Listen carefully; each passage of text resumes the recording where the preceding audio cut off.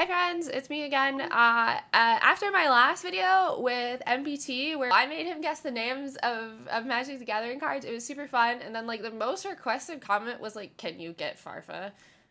I got him. He is here. Yeah. Everyone was like, "Can you get him?" And I did. He has been kind enough to join me in like the middle of the night for him, the morning for me, because we're in different time zones. But this is great. Can you introduce yourself, please? Oh, introduce the cat first. Oh, Yo, what's his name? this is Elune. She's named after the moon goddess from World of Warcraft. She's just gonna be like sketchily sleeking around in the Cute, background. Yeah. cute. Yeah, I'm Farfa, Yu-Gi-Oh player, Twitch streamer, YouTuber. The usual, just the social media person. So I don't have too much background with Magic the Gathering. I want to say I have probably maybe have like a grand total of like 10 hours played. Okay. 2-3 years ago. Okay. So I have like the basic understanding of the game, but no concept of the meta, what's good, what's not. So this will be an interesting experiment. Perfect. That's what I like to hear. So what we're doing today is I'm going to be showing cards that are banned in or not banned in 1v1 formats. I didn't include anything for Commander because I thought it would be a little bit complicated to be like, is this card good enough to be banned in a 4-player format? So I've only included cards banned in 1v1 formats. So I'm going to be showing you various cards, and then you tell me if you think they are good enough to be banned. And that is the plan. Any objections? Sounds good? No, that's basically my content anyway. It's just banless content in Yu-Gi-Oh. So glad to transfer it over to Magic, honestly. Perfect. I was playing, so I played a little bit of Yu-Gi-Oh! I played on Master Duel a bit, and I play a little bit in paper, but it feels like Yu-Gi-Oh! Bans are really impactful to the format. I briefly played, I played like 2 decks on Master Duel. I played Birds, which was then Bird Up, which was then they banned Smog or whatever. And then that card was banned, and then I couldn't play Bird Up anymore. And then I stopped playing because I was like, well, that I don't know what to do now. Understandable. Anyway, magic cards. We will start with Force of Will. This card says you may pay 1 life and exile a blue card from your hand rather than pay the spell's mana cost. Counter target spell. That's You think busted. this card is good enough to be banned? That's busted. So instant is quick play. Like I said, I have like a basic understanding of like the structure. So that's 5 mana instant. So 5 mana is like absurd. Like that's really high. But pay 1 life, exile a blue card from your hand, and then pay rather than pay the spell's mana. That's absurd. That is ridiculous. That has to be one of the best blue instant cards ever made. Surely. It is one of the best blue instant cards ever made. You can use it before you've even played your turn. So if your opponent somehow manages to combo off on turn 1, you can counter their spells without ever having played your turn. So like blue is like the equivalent of like the hand trap deck, right? It's all about instants and stuff, I think. Typically, yeah, blue plays a lot of spells, so like instants and sorceries rather than creatures. There are creatures in blue, but a lot of times the decks revolve around spells. There's a direct like parallel there with Yu-Gi-Oh, because people always like look at some cards in the game that are like, oh, this Solemn Judgment says pay half of your life, but it doesn't matter because as long as you have 1 left, that's the fundamental thing. Yeah, life is a resource in Magic as well. Force of Will is one of the best blue instances ever printed, but it is not banned. So this card is playable. Yeah, this card is. Do people complain about it? All the time. People complain about Force of Will. People are like, we should, but it's an older card. It's been around for a while. I guess it never broke the meta too terribly, so whatever. But it is one of the, you were correct, it is one of the best blue instances ever made. So, but it is not banned, so you can still play Force of Will in many formats. Okay, next. We have Atraxa, Praetor's Voice. This is a legendary creature. Has a lot of keywords on it: flying, vigilance, death touch, and lifelink. And at the beginning of your end step, proliferate. So proliferate is a keyword as well. That means when you there's like 6 keywords here. Yeah, choose any number of permanents and or players and give each another counter of a kind they already have. So if anything on your board develops counters or has counters on it, you get to add another one to it at the end of your end step with Atraxa. I'm just trying to like work out like counters. Okay, right, I see. So yeah, interesting. I'm just trying to work out how you summon this thing. So is that every color? It is every color except red. Right. So it is Okay. a 4-color creature. It That's takes 1 green, awkward. 1 white, 1 blue, and 1 black mana source. Okay. And like dual lands, that's a thing where they're multicolors, right? There are Is dual that lands and common? Are there are dual lands tri-lands like as well. So there are lands that are triple. yo? Yeah. There's tri There lands. are tri-lands now. Okay. So I know what most of these are except Vigilance, I think. So Death Touch is insta destroy. Lifelink is leech, basically, right? And then what's Vigilance? Vigilance is the creature does not tap to attack. So typically if you attack with a creature, then you cannot block with it because it is tapped to attack. Vigilance means when you attack with it, it just doesn't tap. So you can then also block with it. I don't understand. What does the counter do? So it puts counters up, but like, what does that mean? So it depends. A lot of things develop +1/+1 counters, so that will increase their attack and defense. So this is a 4/4. If it had a +1/+1 counter, it would be a 5/5. Things can also get counters for keywords, like things can get a Death Touch counter, although having two, like proliferating a Death Touch counter doesn't make any sense because you don't need 2 Death Touch counters. If it already has Death Touch, it has Death Touch. You don't need another Death Touch. But the thing that probably makes the most sense is the +1/+1 counters that make things bigger in attack and defense. So if you have a board of, I don't know, like 7 creatures and they all have a single +1/+1 counter on them, at the end of your turn, Atraxa will give them another one, and then they'll all be +2/+2, and so on. Question: does Death Touch work defensively? Like if Yes. someone attacks and, Yes, it and I does. block? Okay. This is so true. I feel like this is like almost like kind of like a trick question. It seems really good. It's kind of low mana cost. It's really versatile. I just don't know how good this counter thing is. It would depend on the deck it's in, I suppose. And the color thing is throwing me off as well. 4 different colors, unless I guess this deck has like a lot of dual lands. I'm gonna go with my gut and say that this is a bad card. It's not actually Well, not a bad. bad card, but it is not banned. So No, Atraxa is yeah, a legal card right. to play. They are It's not considered bannable, No, is it's it? a pretty brutal commander though in the 4-player format. This is a pretty hated Oh, because it card. puts counters on like 3 people's fields, right? It's any number of permanents and or players of your choosing. You may choose though. You don't have to proliferate things. But it is a pretty brutal commander card. Pretty hated in that realm, but it is not banned. Okay. So you were Well, correct. I'm stupid, I guess. No, you were right. You were right. It's not actually good enough to be banned. The 4-color thing is a little tricky in a lot of 1v1 formats, so that was a good gut feeling to go with. All right. After Atraxa, we have Skullclamp. This is Sorry, a 1 mana. great I love name. that you laughed about it. This is a 1 mana card. It's a piece of equipment. Equipped creature gets +1/-1. Whenever equipped creature dies, draw 2 cards. And it has a cost to equip of 1 mana as well. So basically, it's 1 mana to play the card, and then an additional 1 mana to equip it to a creature. That's odd. Okay, so it's 2 mana. Otherwise, what's the point of? I mean, there like, are creatures that say you can equip things to them for free, but there's not a ton of Oh, them. So, okay. but there are. They do exist. It's okay. So I think this is like a decent card. I feel like you want to put this on like a token or something. Just maybe like crash into like something, just to try force out some damage or force out some block maybe, and then it dies and you get 2 cards and it's 1 mana. I assume you probably play this in sort of artifact deck. It's definitely like an okay card, I feel, but it's nowhere near bannable unless there's some crazy like looping shenanigans maybe where you can like keep re-equipping it or something. I don't know. So I don't think this is bannable, but it seems okay.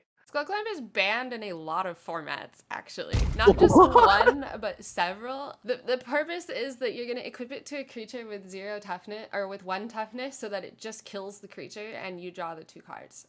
So you're equipping it with the intention of it killing your own creature. Right, so it instantly, because of the -1. Yeah. That didn't even occur to me. Yeah. This is a really good card. So what do people do? Like, so they just like instantly equip it. instantly falls off, dies, you draw 2 for like 2 mana. And there Oh, are that's interesting ways to loop this card as well.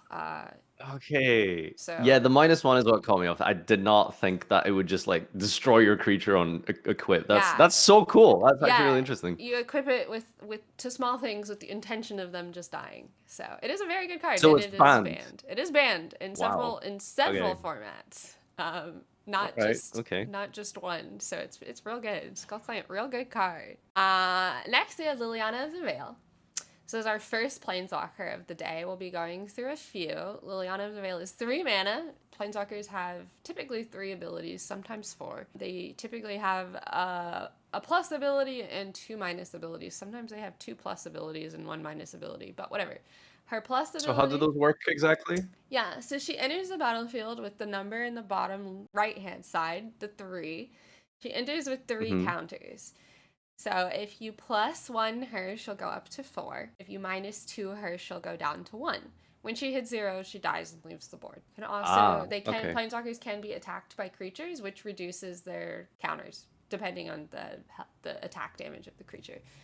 So if you +1 her, so you're moving her to 4, each player discards a card. So you can activate Planeswalkers once per turn. So if they haven't died that turn, you have them around for the next turn and you can activate them again. -2 is target player sacrifices a creature. And -6, so obviously you have to plus her a few times before you can get her to 6 to minus her. But you separate all permanents target player controls into 2 piles. That player sacrifices all permanents in the pile of their choice. Whoa. That includes Damn. it also doesn't say non-land permanents. So this includes their lands, their mana. A lot of things say non-land permanents. Liliana does not say non-land. She just says all permanents. Oh my god. So how do you separate their lands and you can put their creatures in one pile or whatever, and then they have to pick, do they Oh, need so you their choose mana? the Yeah, you piles. choose the piles and then they decide Damn. which one they want to keep. You could give them like 1 land and 1 creature and then everything else, I don't know, like you could divide them however you want. Okay, that's insane. It's just a question of, I suppose, how quick, like it feels. So from what I can tell, it's going to take 3 turns to, Yes. well, I suppose like 2 more turns after she enters, right, to set that up. But I'm just curious, how quickly can you get those Batman-looking counters? Is it just +1? Like, is there any other mechanic that lets you buff your planeswalkers? There are Is it a niche thing? It's not like a... Yeah, it's niche. Typically, you're Okay, going to right. be able to put 1 counter on her per turn by plussing Okay. her. So generally, planeswalkers, you're just doing it the way they're intended to, I Yes, suppose. typically. Okay. There is another planeswalker and a creature that doubles counters, but it's pretty niche. Like it's not a typical mechanic. So it's so hard to tell. you need to Because think about her so other 2 abilities too. Do you think her +1 and her -2 are strong? So I don't think her +1 is that good, because I know, because of the limiting factor of mana, looping cards out of your opponent's hand doesn't, like, I don't think it does that much, because I feel like in Magic people have a lot of cards in their hand anyway, unless they're playing like a super rush aggro deck. So you kind of always just have cards in your hand. I've learned from playing games with mana, unlike Yu-Gi-Oh, whereas you play every card immediately. Yeah.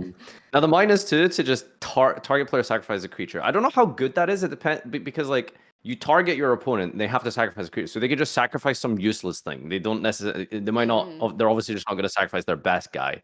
So it depends if they just have like one really powerful dude on the field or something. But I feel like the defining factor of this card has to be that you can just force your opponent to delete their field or their mana. 2 more turns of setup if you want to do it, and it's all permanent, so it's like enchantments and stuff as well. Gosh, I feel like, oh, it's so cheap. It's 3 mana. That's not that much. You can get this going quite fast. Oh, I'm gonna say that this is... I'm gonna say that this is a really good card, but I just feel like it isn't banned. Good gut. Liliana of the Veil is not banned. She was recently reprinted. Her -6 ability is basically irrelevant. It is her +1 ability that... Really? Yeah, it is her +1 ability that is typically really important. Each player discards a card. Every turn, it's a lot. And the -2 is also really useful as well. So hand hate is good against your opponent. You make your opponent discard a card, but there are a lot of decks that revolve around getting your own cards into the graveyard. Because it is each player, it also means that you discard a card. So you can discard the cards that you need into your graveyard pretty easily with Liliana. So that is very relevant. But no, she's not banned. So you were correct. Your gut feeling was it's good. so interesting. I like overlooked that. I was like focusing on the -6. Like, Yeah, that's just not -6 even is relevant. like almost never played. Like you never see that happen. So we have Cauldron Familiar. This is a creature cat. It is a 1/1 for 1 black. When Cauldron Familiar enters the battlefield, each opponent loses 1 life, and you gain 1 life. Sacrifice a food. A food is a type of token. Return Cauldron Familiar from your graveyard to the battlefield. For 1 mana to sacrifice that to like it's delete a life point from leech 1 when it enters. Yeah. For 1 mana and then to just add it back to your hand after sacrificing a token. I feel like if you're turboing this over the course of multiple turns and just constantly adding it back, you can probably do a lot of damage to your opponent. I mean, it's 1 mana, you know? So,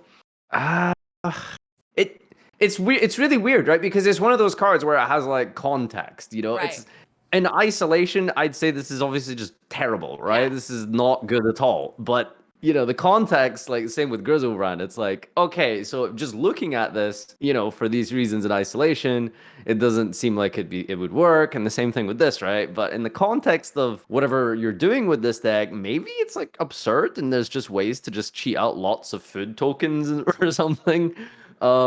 Is that once per turn? Like, can I just add this back every time I sacrifice a food? If it's in your graveyard, it's not once per turn. It's as many times as you could technically loop it. I feel like this is assuming there's some nonsense like combo that's going on with cat. I'm gonna say that this is maybe banned. I'm gonna go with banned. Your instincts are correct. So Magic has an online only format where they retcon cards. I don't know if you're familiar. Is that with Arena? That. It's a format on Arena called Alchemy, Oh, okay. and they go back in and they change the text of cards. And Cauldron Familiar was good enough to get retconned. There's a combo with Cauldron Familiar and another card called Witch's Oven where you sacrifice a creature, make a food token. There's the food token you need to bring back your Cauldron Familiar. Also, you use the Cauldron Familiar as a blocker. So essentially what happens is the opponent attacks you, you put Cauldron Familiar in front of it. Before damage goes through, you just sacrifice your own Cauldron Familiar to the oven and bring it back. So the opponent never actually gets through with any damage. So they retconned... I love the theme of that. That's so funny. Yeah, you put the cat in the oven, in the witch's oven, and then you put it back. They retconned Cauldron Familiar to say a Cauldron Familiar cannot block. It was good enough as a blocker and cycling. So they still allow you to do the cycling, but you can no longer use it as a blocker because it was good enough with that situation to stall other decks long enough that you could kill them with the sacrifice mechanic. So they did retcon this card to say it cannot block. So then my little 1/1 cat is basically now ruined. Unplayable. Is this actually just useless now? People try. The sacrifice mechanic is still a little bit valid, but it is mostly it's gotten significantly worse. Really bad now. No longer good. There are decks that rely on sacrifice mechanics, so it is a good creature just to sacrifice, but other than that, it's no longer very good. Sad. I miss my cat. Oh, here we go. Another blue instant. This is Brainstorm. Draw 3 cards, then put 2 cards from your hand on top of your library in any order. Oh, so come on. You're net 1 card, basically. This is busted. That has to be. You're just cycling your deck, trying to dig for something. Oh wait, no. Then put 2 cards on top of your library. So you will redraw them. I still feel. I mean, I don't know. Like 3 cards deep for 1 mana instant. I mean, nah. This is banned. This is a 1 mana draw 3. Come on. Yeah, it's banned. Okay, sure, you put it back, but like you're still seeing other cards and instants that you can potentially use on your opponent's turn because that's what blue does, I think. This is definitely banned. Banned. Digging for 1 is banned. Is bannable in multiple formats as well. Digging for 1 is good shit in Magic. All right. Okay, here we go. Sneak attack. 4 mana enchantment. So it stays on the battlefield. For 1, you may put a creature card from your hand onto the battlefield, that creature gains haste. Sacrifice the creature at the beginning of the next end step. Wait, so I can just put any creature, regardless of its mana cost, and it gets haste? I mean, that's like crazy, right? It's 4 mana, so like it's a little slow in that regard. But even if on 4, you're just activating this on 4 and then just summoning a guy and then rushing with it immediately. Sacrificing at the beginning of the next end step, I don't think is super relevant because I mean you're just getting the value of it immediately. Plus, I don't know if red cards flow. I feel like maybe that's like a black thing where they do stuff in the grave when they die. So I'm not sure. I feel like this is a really good card, but not bad. There's I mean, this is any creature. This could be any creature. So there's probably so much stupid stuff that you could do with this. I'm gonna say that this is banned. It has to be. This any creature on 4 has to be with haste.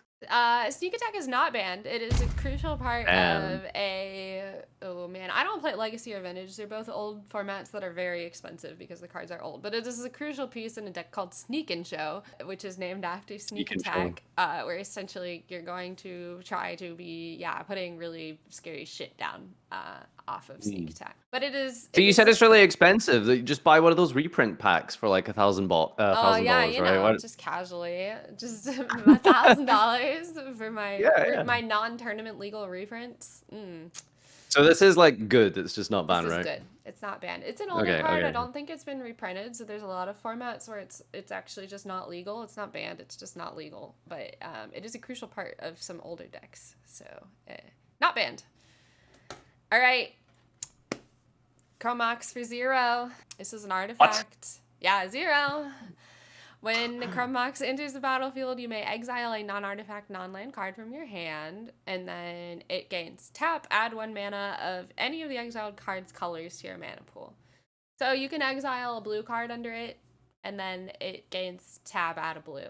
You could exile a blue-green card under it, and then it gains tap, add a blue or a green.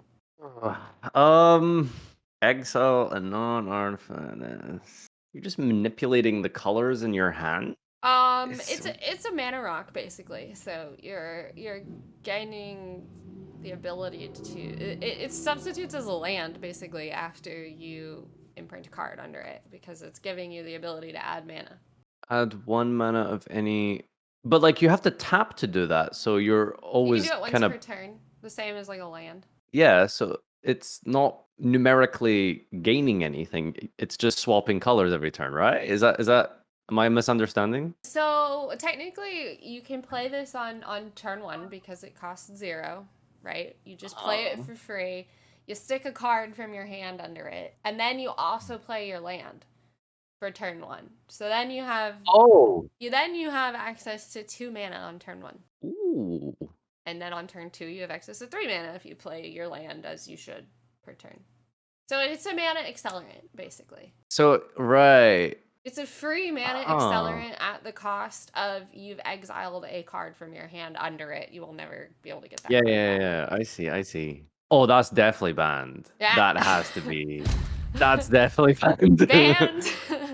You're banned. Basically just like gaining a turn every turn almost. Like that's it puts you a turn ahead for the rest of the game. You'll be a single turn ahead, pretty much. Yeah.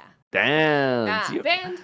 Chromox is banned. How old is this card? It's been reprinted a few times. So the original is pretty old, but it has actually been reprinted 2 or 3 times. But like, why would this be made? Like, that's just silly. Like.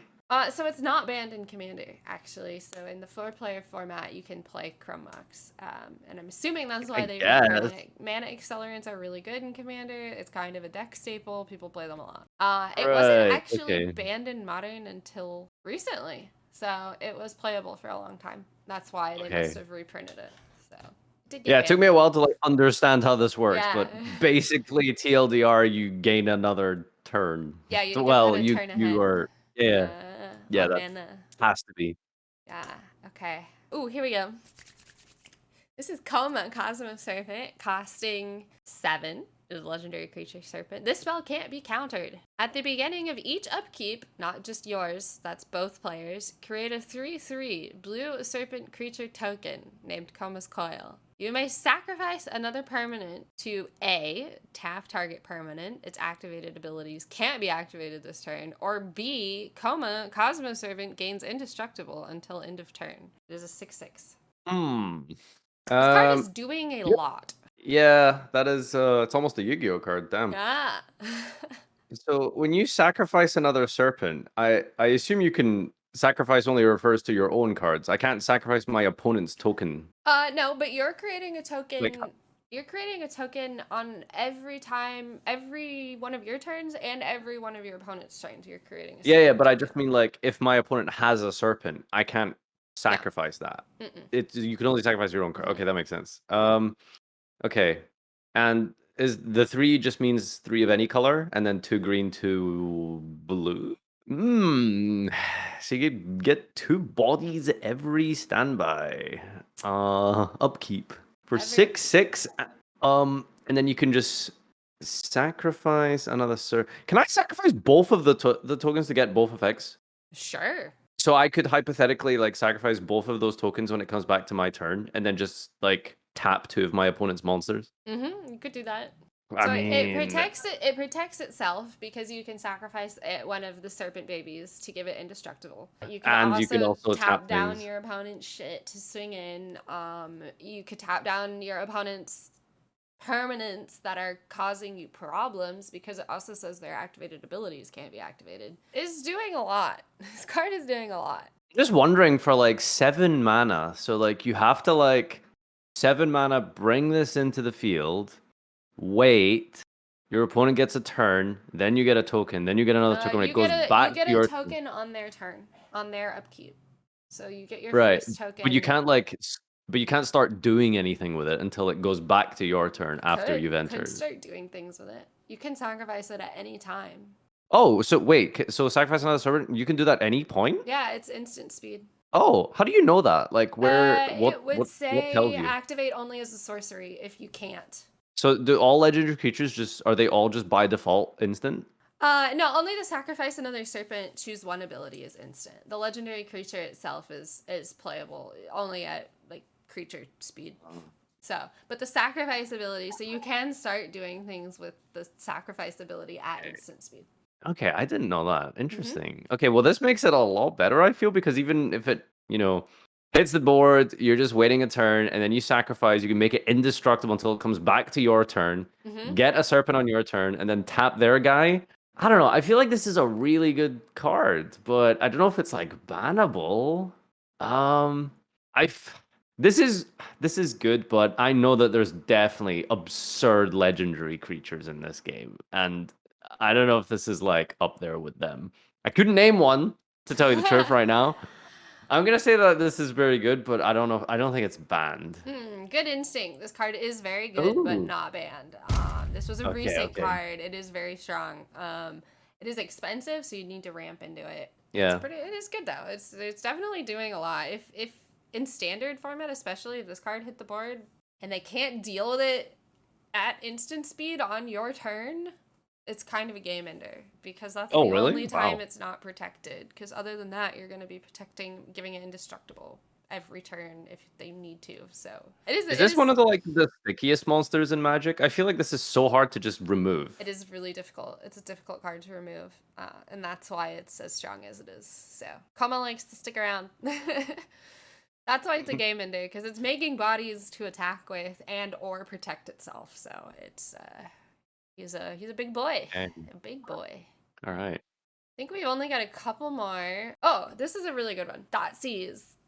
This is a sorcery, so it's not activatable at instant speed. You can only play it on your turn. For 1 black, target player reveals his or her hand. They've stopped with that language now. They've started using more gender-neutral language, but you can tell this is an older card because it says his or her. You choose a non-land card from it. That player discards that card. You lose 2 life. Target player reveals their hand, and then you choose a non-land card, and then the player discards it, but you lose 2 life for it for 1 mana. So you pick So if I target my opponent, I pick the card to remove. Yes, you do. Oh, this has to be banned. It has to be. You're sacrificing 2 life to remove important like pieces from their hand. That can't fly. That's not good. Final answer banned? Yeah, this this card is not banned. Thoughtseize is What? not banned. Thoughtseize is a staple of many formats. It is a very strong card. There has been discussion of banning Thoughtseize several times.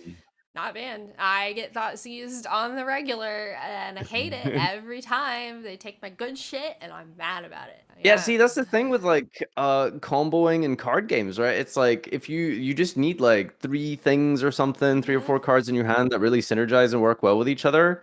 And I swear, every single card in Yu-Gi-Oh that specifically just says like hand have all just been banned, like Gumblar and the equip spell, smoke grenade. Like this, every time there's like some combo that involves the hand, they just get banned instantly. Yeah. So that's kind of surprising, but yeah, interesting to know that it's at least like really good. It's legal and it's strong, especially for 1 black. You know, on turn 1, even before your opponent plays, you can take their crucial pieces. Yeah. So it's maybe if it was instant, it'd be banned, I guess. It could very well be. Okay, this is a good one though, so I'll stick with this one. This is a land. This is called Field of the Dead. Field of the Dead enters the battlefield tapped. It adds 1 colorless mana. Whenever Field of the Dead or another land enters the battlefield under your control, if you control 7 or more lands with different names, create a 2/2 black zombie creature token. So it enters tapped, and then you have to wait a turn to tap to add a colorless land. So you're just going neutral on land after that, right? I mean, it's a plus mana. It's just not a specific color. So it's your land. You play this as your land for turn. You net a colorless mana, which is relevant. But okay, and then whenever a Field of the Dead or another land enters the field under you control 7 or more lands with different names. Create different names. Ooh, Oh, 7 unique names. 7 unique names. Ooh, this. This has to be too slow, right? I mean, that's drawing 7 unique lands. That's I don't know if you're gonna set that up like immediately on 7. You know, if you play a land every turn, because you could draw like multiples of the same. The result is that you get a 2/2 black zombie creature token. Yeah, for like that deep into the game, just to get a 2/2 token every turn, it's not terrible getting a free guy every time you play a land. But I mean, come on, like 7 unique land names. Nah, I don't think this is that good. This card is banned. What?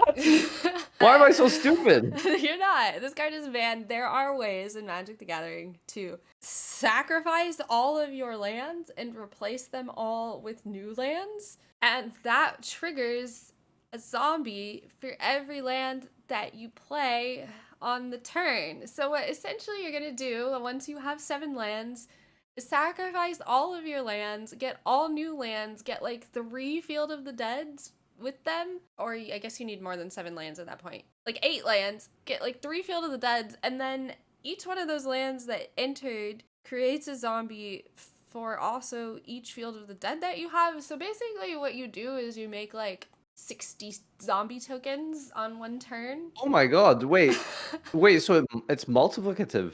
It's multiplicative if all of the lands enter the battlefield at the same time. Which there's a combo that lets you do that. There is ways to sacrifice your lands and replace them with other lands. So, well, in that case, you can make. If you told me that you could just put like to make like 60 zombies at one time with Field of the Dead, it is banned. Yeah, I mean, if you could just put like over 100 stats on the field with this on 7, I would have maybe rethought my my process there. Okay, that's crazy. It reads really boring. People actually are a little bit upset that this card is banned. People would like this card to be unbanned because they think there's more abusive strategies. I sort of agree. I think that creating like 60 zombies on turn like 8 is not that scary. Honestly, I mean, I guess this says a lot about the power level, but I don't think it's that scary. I think I should be allowed to create 60 zombies on turn 8 if I want to, but whatever. Would that really be fair? That's a lot of stats. Like you could just power through it, the whole field, right? Just You all of these could, blockers and stuff, and but just they like, don't have haste, so they have a turn to board wipe. They oh, could counter the spell that lets you sacrifice all of your lands. I feel like if by turn whatever, I mean you're ramping, so you can in theory do this earlier than turn 8, but it's like if they haven't figured out what you're doing and they haven't either won the game before you do it or have a plan to stop you, I feel like you should be allowed to win.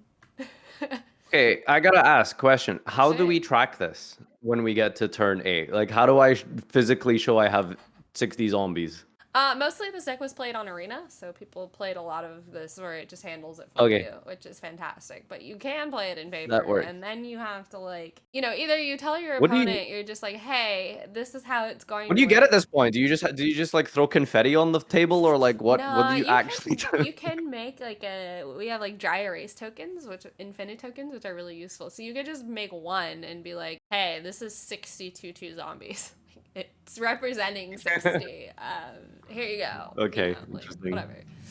Do we want to do sexy shirtless man? Okay, so We should do it. It's a the elk thing. planeswalker. Okay, so this one's cheating. I know this one's banned, Okay. and Yeah. because it was the biggest deal of any power creep card ever in the history of Magic. I think people went crazy when this thing was around. I saw all the elk memes, so I Okay, know that this guy's this absolutely banned. one. Good. Okay, you know Ogre was banned. This is a really interesting card, I think, because prior to its release, people had read the card and nobody was really that concerned. After Oh, release, okay. when people started playing with it, they realized how oppressive it was very, very quickly, and then it got banned. So it was an interesting scenario with cards. But yes, the Elk Man is banned. I mean, you just already make know. everything into an elk. That's You so just funny. make literally anything with the +1 ability into an elk. So That's so funny. we should do Emrakul. This is a really good one. This is a 15 mana card. This is Emrakul, the Aeon's Torn. She is a legendary Eldrazi. Emrakul can't be countered. When you cast Emrakul, take an extra turn after this one. She has flying, protection from colored spells, and Annihilator 6. Annihilator means every time she attacks, you destroy 6 permanents that your opponent controls. How Annihilator works. When Emrakul is put into a graveyard from anywhere, its owner shuffles his or her graveyard into his or her library. Oh, so it just resets the game as well. Nice. Yeah, you get your graveyard back pretty much. Man, I do gotta say, like the Eldrazi cards are some of the coolest artworks in any game ever. They are so badass. Well then, taking an extra turn. I feel like doing that by turn 15 is not really maybe that relevant. Well, I suppose it is if you're when you take an extra turn after. Okay, so you summon this. It's you get an extra turn, so the summoning sickness wears off. You declare an attack, and you just break 6 things on the field. I mean, you probably just win the game if you're popping 6 guys or 6 enchantments or whatever important combo pieces they have up. Now the question is, this is gonna take forever to summon. So Yeah. I don't know how quick we can ramp into Emrakul, because 15 is a large number. Yeah, so Emrakul hitting the battlefield is kind of a game ender. If your opponent manages to play an Emrakul, they pretty much win. There's I don't know if there's really a useful way to even remove her, but yeah, she's pretty much a game ender. Okay. I'm gonna say it's not banned just because I feel like maybe getting to the turn to summon this might just be too slow. So that's kind of my hunch. Emrakul the Aeon's Torn is not banned, but you remember that card Sneak Attack that we were talking about earlier? Pay 1 red, just put an Emrakul down. So does that just work? Like, yeah, it works. so you could like Sneak Attack Emrakul, use the effect to take an extra turn. Wait, but it dies at the end of that turn. It does, or but something. you get the 1 turn where you do 15 damage and Annihilator 6 them. Wait, but it has summoning sickness, no? Not with Sneak Attack. It has haste. Oh yeah, because it has haste. You're right. Oh.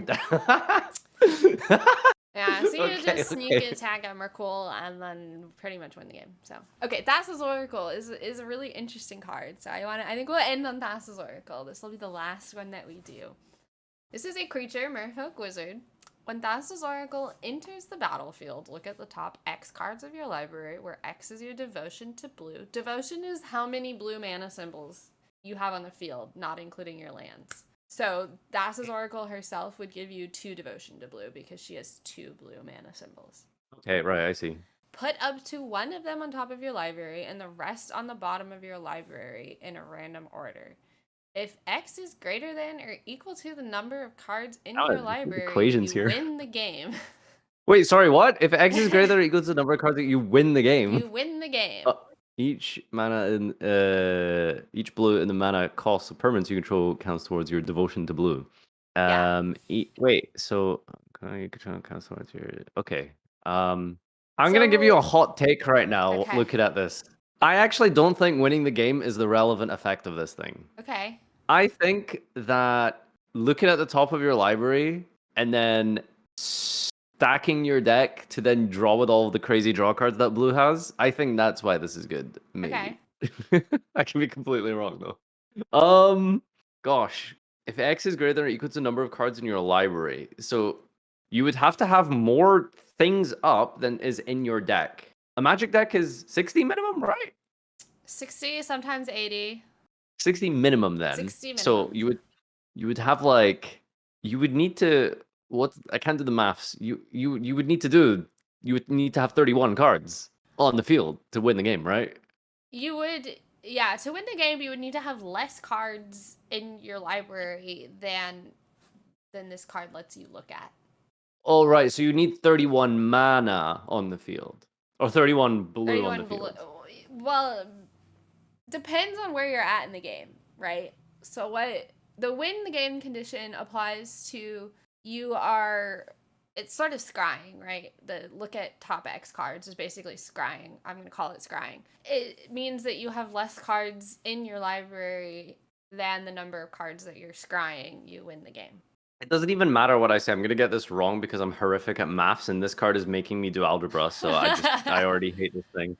This is, I honestly don't know. I feel like the win the game thing is actually maybe not like the relevant thing here. You know, I do playing 4 of this and just being able to like basically stack your deck and then draw and then like get your combo pieces. I don't know. Maybe that's why this card's really good, but I could be completely wrong. So I'm going to say that this card isn't banned. This card is not banned, but you are totally wrong. The win the game part is extremely relevant. There are ways to... Yeah, this card is really good. This card is a game ender combo that wins games.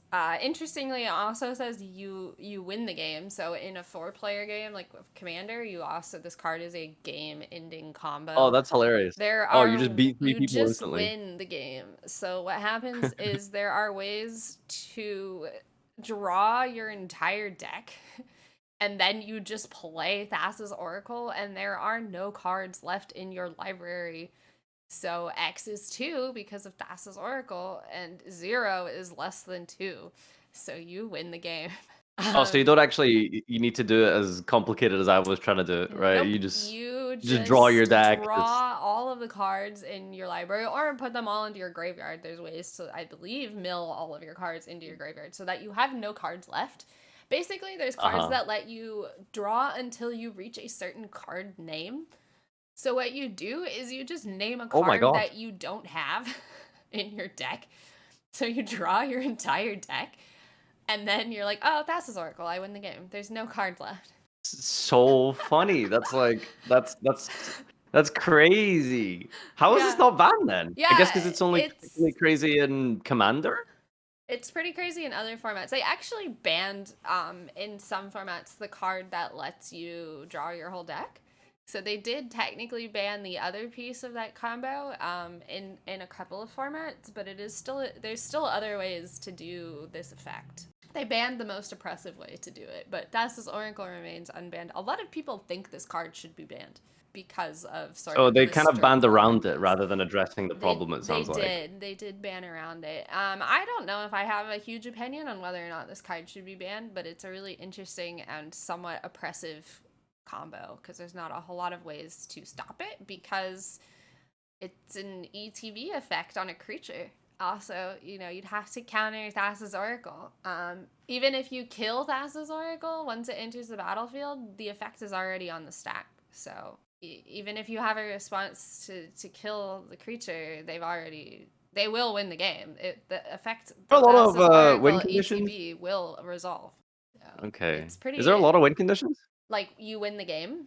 Yeah. Is that like a thing in Magic that's quite common, or I wouldn't say it's common, but there are several. There's some things that are just like you win the game. Or there's other ones that say you can't lose the game. You can't lose the game cards. How does that work? Really like what happens? Like basically it's cards where it's like even if your life total hits 0, you don't lose. Like they have to remove the card that is giving you the like you can't lose situation. Right. I see. Okay. So it doesn't just create a permanent forever stalemate. I see. All right. It can create a very difficult stalemate, but yeah. So Thassa's Oracle is a controversial card, and I wanted to end on it for that reason, because I think it's an interesting one because of the "you win the game" phrase. Oh, that's just degenerate. I think that should be banned, 100%, for sure. It's pretty rude. So nice. Well, we have your professional opinion on whether or not Thassa's Oracle should be banned. I'm sure the community will love that. So. Well, I think that's all the cards we should go through. But thank you very much for letting me subject you with strong Magic cards. Where can people find you on the internet to check out your content? I'm on Twitch primarily, not right now because I'm in the process of a move and have no internet, sad. But you will find me daily with all kinds of Yu-Gi-Oh content and some variety as well on twitch.tv/Farfa. Same on YouTube.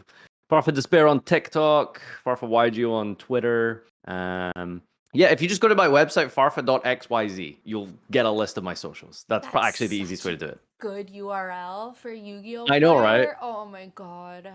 I'm gonna steal it's like that. That's yeah, so good. I gotta come up with one that works for Magic. That's great. Farfa.xyz. I love it. Yeah. Sweet. Well, thank you very much. And to the audience and community, I'll see you guys in my next video. Bye, friends. Thank you.